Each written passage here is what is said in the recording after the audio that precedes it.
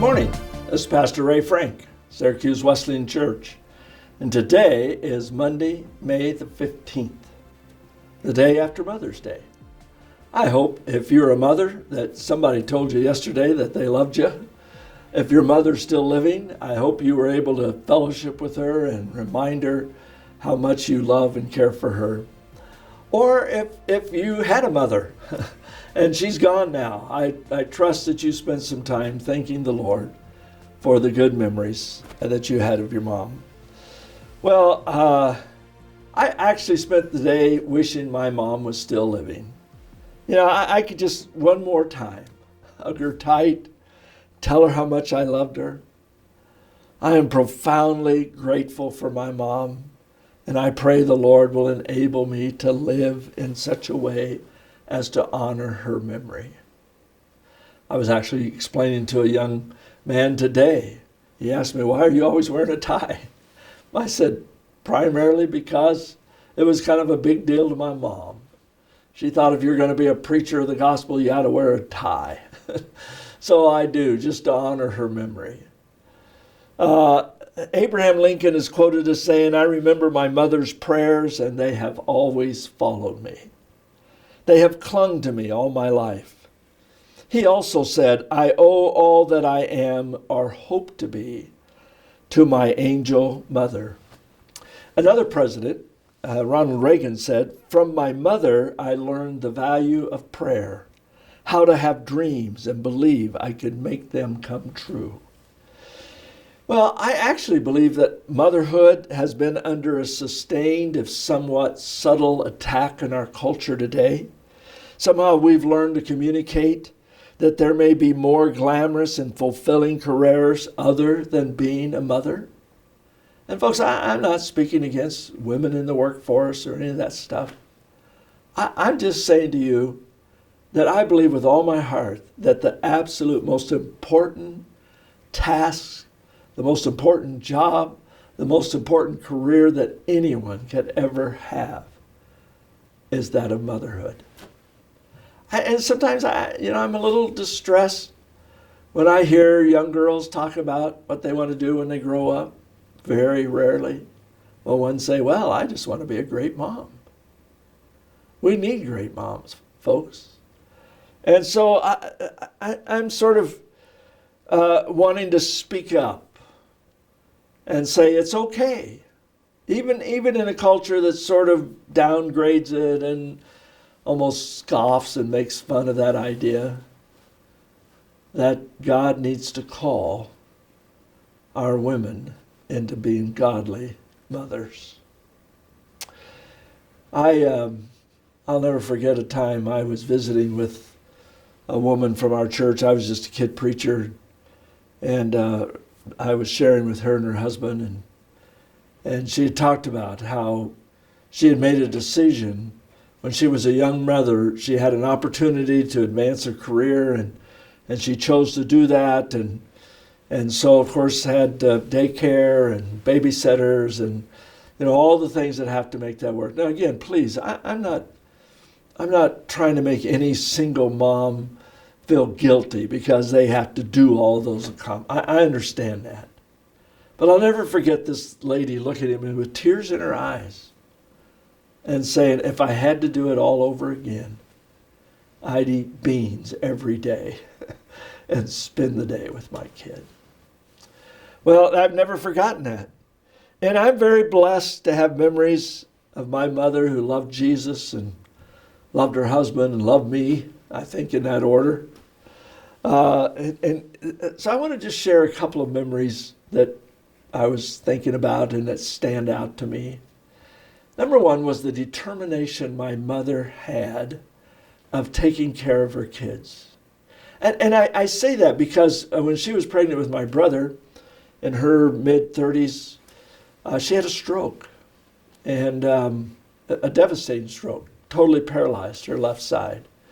Now, that was back in the 50s, I think in the summer of 57. And I realized that, they didn't, now they do therapy and all those things and try to get him back up. They essentially sent my mom home to be a bedridden invalid for the rest of her life. And my mom was determined. I remember her several times in my life telling the story. I determined that I was not going to let somebody else raise my kids. And I can remember specifically, Daddy would help her, and he would help set her up on the side of the bed, and my mom's left side was paralyzed, and so she would reach over with her right hand and grab her hand and put it up on the back of a chair, and then she would grip that, and then with just determination pull herself up to standing position. I can vividly remember the first day that after doing those kind of exercises and stuff, and nobody was helping her. I mean, nobody was telling her, well, you do this and this. She was just determined she was going to learn to walk again. And Daddy would kind of help her swing around and lean up against the wall so she could stand. And then with great determination, I would see her take that first step. Well, she walked with a limp all of her life from that moment on, but she walked.